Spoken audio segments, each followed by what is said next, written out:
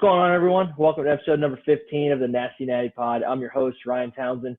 Thanks again for joining me today as we look to recap the Bengals' 19-17 loss to the New York Giants today at Paul Brown Stadium. Joining me today is a special guest, my younger brother, Luke Townsend. Luke, thanks for coming on the show today, man. Thanks for having me. Yep. Yeah, absolutely. I'm looking forward to our talk. So today, the Bengals drop a close one, 19-17 to the New York Giants.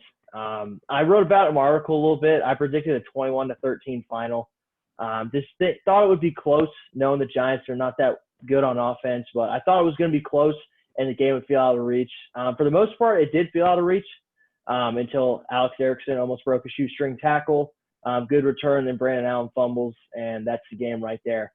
So, Luke, watching the game today, man, give me your overall feelings, how you were feeling during the game, what you thought was going down, and just what you saw today out there. Realistically, Joe Burrow's the entire offense. It was evident last week when they were playing with Washington, and then he goes down, and then we can't compete at all. And then this week, our only offense was Brandon Wilson and Alex Erickson's return. The defense, it was obvious when Colt McCoy came in, they were going to run, pass, and they couldn't figure that out. There's just a lot of holes that need filled, and at this point, season's a wrap, and I think there's a lot to figure out. Yeah, they definitely got a ton to figure out. First off, a lot to figure out here leads into my next question, is the offense. So Brandon Allen's debut today, I watched a little bit of film on him. I thought he did okay when he was at Denver, 1-2 as a starter. Beat the Browns last year when they were having their collapse in the second half of the year. But his stat line today, 17-29, 136 yards, a touchdown, an interception, fumble lost, a rating of 67.6 today. And the total offensive yards today for the Cincinnati Bengals was 155 yards. Luke, what was the problem today? Was it Brandon Allen? Was it Zach Taylor's play calling? Was it just the absence of Joe Burrow? No one knew what to do. What was the issue today for the offense? Well, first off, a jet sweep to Alex Erickson needs to leave the playbook yesterday. That's a horrible play call. They know we can't pass the ball very efficiently, so we're going to try our tricky runs, which just don't work, which is why we had 20 rushing yards. Joe Burrow, basically, like I said earlier, is the entire offense. Like, without Joe Burrow, there's no movement. I don't think it's Brandon Allen's fault, realistically. I think if you bring in Ryan Finley next week, it's not going to be his fault, or if you bring in some like Joe Bag of Donuts off the street, they're not going to be able to do anything with this team. Like, Joe Burrow's just special, and without him, it's just a lost cause, basically. Yeah, it was honestly a very tough game to watch today. I was, trying to stay positive throughout the whole thing because, like I said, it was close. It was close the whole time. We're fighting here. We get that touchdown to T. Higgins. We catch a break, the Erickson punt return, and then Allen fumbles the game away. So picking up a little bit of what you just said with Brandon Allen and Ryan Finley. So Zach Taylor came out today in his post-game press conference, and he was asked if Brandon Allen is going to start next week, and he said yes. So in your eyes here, after seeing, the debut of Brandon Allen in a Bengals uniform, are we going to see Ryan Finley ever again play for the Cincinnati Bengals? Do you think he gets a shot this year, or do you think his time's done? I don't think we see him the rest of the year, and I don't really think he deserves an opportunity. Last year, our team, he didn't do anything, and then we brought back Dalton. This year, against Washington, he did absolutely nothing.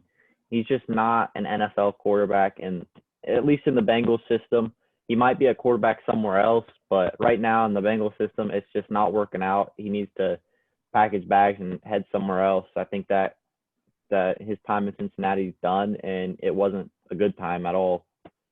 Yeah, I mean, it just really grinds my gears a little bit, knowing in the fourth round of the 2019 draft, we traded up to get this guy. I never thought of him like as anything big. I was excited, we could get a backup quarterback, but obviously, like you're saying, I think his time in Cincinnati is over, and it's just not panning out. So, but moving on to my second question here. So the defense today against the New York Giants, they played in the entire second half with a backup in Colt McCoy, like you were saying. They had the run, pass. That was basically their playbook. Still, the defense gave up almost 400 yards of offense today, 386 yards of offense. And no quarterback sacks today, which I'll get to after I let you speak here. But continuously, man, I watch the defense, and it's just the same stuff over and over and over again, and it's not working. That's the definition of insanity. Like, Lou Anarumo, to me, is not a good NFL defensive coordinator.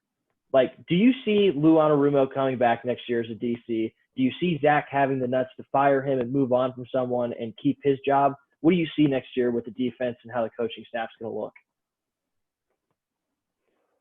Well, looking at it, if Lou's going to stay, then Zach's got to go. I don't mind Zach Taylor because Joe Burrow's openly said he likes Zach Taylor's offense and the way he coaches, but Lou's got to go. And if Lou's going to stay, then Zach needs to walk. Like, there's no reason for both of them to be on the coaching staff. I think Zach Taylor's got to stay and Lou's got to go. But if he's not going to have the guts to fire Lou and realize the defense is, pathetic, bottom 5 in the NFL, then he's got to realize, I'm not a very good coach. But I don't think that Zach Taylor's a bad coach. I think Lou's bad. I think he's terrible. All his previous teams, he's been bottom 5 defense, and I don't know why the Bengals thought that with our already bad defense, that would change bringing him in. So something's got to change, and it's got to be Lou. And if Lou doesn't go, then Zach's got to go. Yeah, I mean, the way I look at it here is I kind of bring it back to the Marvin Lewis and Terrell Austin situation. I believe it was back in 2016 or 2017, one of those years where Terrell Austin, after 5 or 6 games as our defensive coordinator, Marvin let go. Marvin let him go and said, hey, I'm trying to keep my job here, and he's got to go. So when you're talking about Zach Taylor here and talking about Lou Anarumo, those guys were interim coordinators together at Miami. Zach was the interim offense coordinator, and Lou is the interim defensive coordinator. Now, you're saying that Zach has to get rid of Lou in order to keep his job.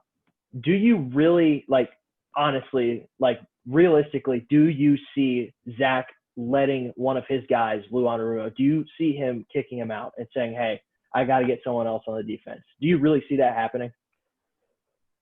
No, but I think Zach needs to have a realization that the amount of one-score games or the amount of final 2-minute drives in the first half or fourth quarter have cost him wins this year.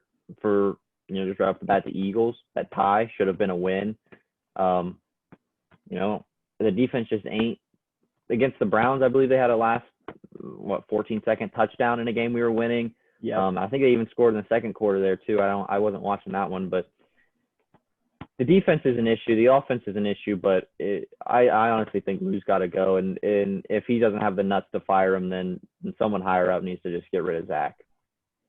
Yeah, I definitely agree with that for sure. I mean, I honestly applauded Marvin when he was able to get rid of Terrell Austin and get him out of there. But I think that's just a big growing thing that Zach Taylor needs to see. Yes, I'm with you. I think Zach is going to stay another year as the head coach. Like you said, Burrow and him have been open with each other.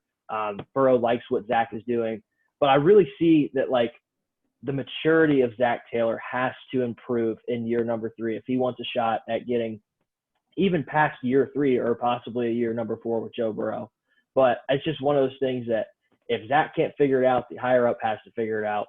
But hopefully something can change in the offseason. Lou can go. Maybe Jim Turner can go. But hopefully we can get something working with there. But to tag on to my previous question, it just made me think of this.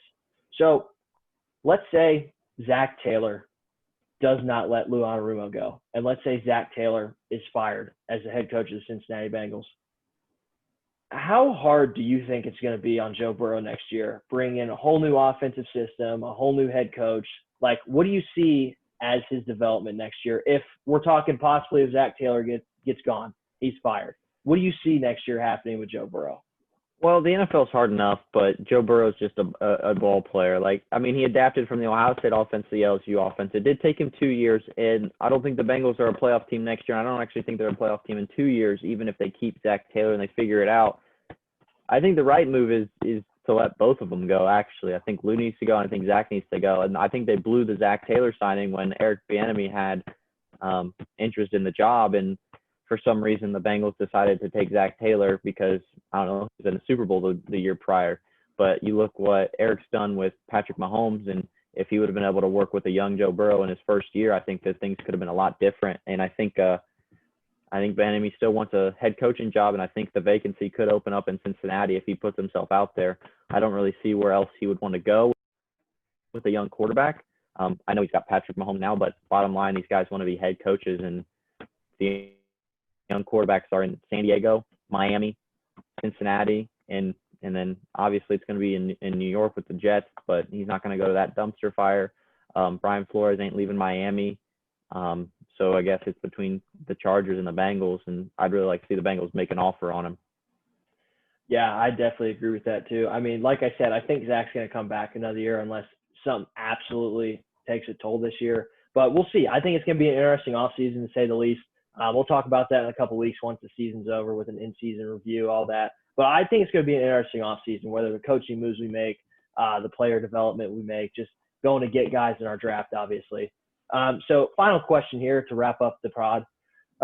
So looking ahead next week, the Dolphins just came off a 20-3 win today against the Jets. They're now 7-4 and currently sit in the 6th seed in the playoffs right now, which is the second wild card spot. So what are you looking for next week in this Bengals team, and what are you looking for, like, just overall how this game you think is going to go? Honestly, the season's a bust, and it was a bust last week when Burrow went down and we lost that game. We could have made something out of nothing, and been a 6 or 7 win team this year. But with Burrow going down, I don't think we're going to get many more than 3 wins if we even get to 3. If we're going to win 2 more games, I'd like them to be against the Steelers and the Ravens, but I know that's a pretty big reach. I don't know. I have a little bit of a plan. It's a little crazy, but you got to tank for the number one pick and trade. Kind of like what people were offering this year, 3 firsts for the first overall. If the Bengals can somehow find a way to tank all the way to 1 and out-tank the Jets and get the first pick in the draft, which will be Trevor Lawrence, people will go crazy and spend all their money in their draft picks to trade up for that. And the Bengals could get 4 or 5 draft picks, couple firsts, couple seconds for it. It's gonna be tough to tank all the way down to the worst team because the Jets would need to win 3 games because we have the tie.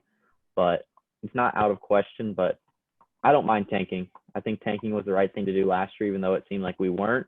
Deep down, they were. And I think keeping Brandon Allen as quarterback, I think that's a tank as well. So let me ask you this for a second. So in my article this week, I talked about, Burrow's done for the year, looking ahead to the Giants. Is it time for tank? Is it time for turnaround? Okay, and when you're talking about a tank here, obviously that'd be a sweet plan. We go get the number 1 pick, and we would trade our picks, and we would get multiple first-round picks, because obviously we're not going to take Trevor Lawrence. But here's the question I want to bring up to you. When do the wins start coming? And here's what I mean by that. Obviously, we can go out and get anyone we want in free agency. You can spend the money. You can cut guys. Like, you can go get good players. And with these higher draft picks, let's say we tank and get 3 first-round picks, those are 3 guys that are going to help us in the future. But when is the time to actually start getting the wins? Because I feel like in the NFL, yes, teams can tank. Teams tank all the time to get higher draft picks, and they think it's going to help them. But you have to be able to win in the NFL. And a winning culture, which what Zach Taylor's preached about from day one is trying to build, that doesn't come from tanking. That comes from learning how to win. So when do the wins come? Like, are we going to tank for the next 3 years? Like, are we going to tank only 1 year? Like, when do the wins start coming in Cincinnati? Well, I think this year was a bright spot in free agency because of the defensive guys that we went out and got, like, Von Bell and DJ Reader and a couple guys on the offensive side of the ball.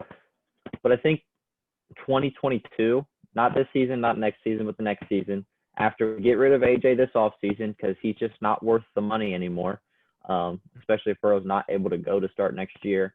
AJ's not worth the money anymore. I think he needs to go. That opens up a little bit of room to maybe add another guy on the offensive side, on the offensive line, or another guy in the secondary.